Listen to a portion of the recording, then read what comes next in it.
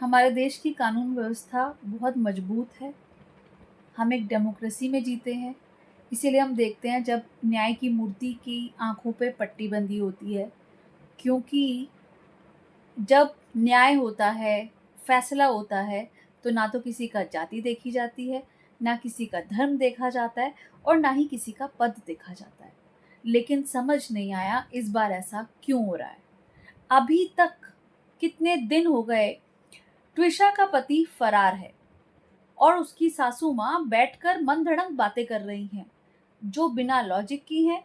सबको समझ आ रहा है, जनता को समझ आ रहा है। क्या कानून नहीं समझ रहा? क्या पुलिस नहीं समझ रही? पोस्टमार्टम होता है, बाद में बेल्ट दी जाती है। बेल्ट पहले क्यों नहीं दी गई? और अगर आत्महत्या का भी केस है, तो उसमें भी आत्महत्या के लिए उकसाने का आरोप पति और सास पर बनता है। लेकिन अभी तक कोई कड़ा कदम नहीं उठाया जा रहा।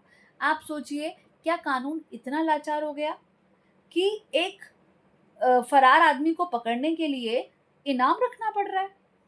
जो खुलेआम माताजी घूम रही हैं, आप उन्हें अरेस्ट कीजिए, बेटा अपने आप आ जाएगा।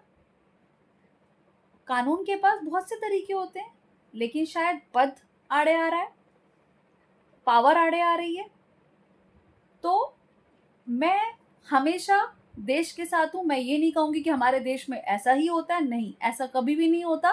लेकिन इस बार ऐसा क्यों हो रहा है, इसकी वजह सरकार या कानून ही बता सकता है। तो सरकार से गुहार है कि इसके लिए कड़ा कदम उठाया जाए।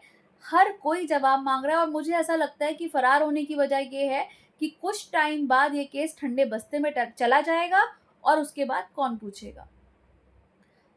जय भारत।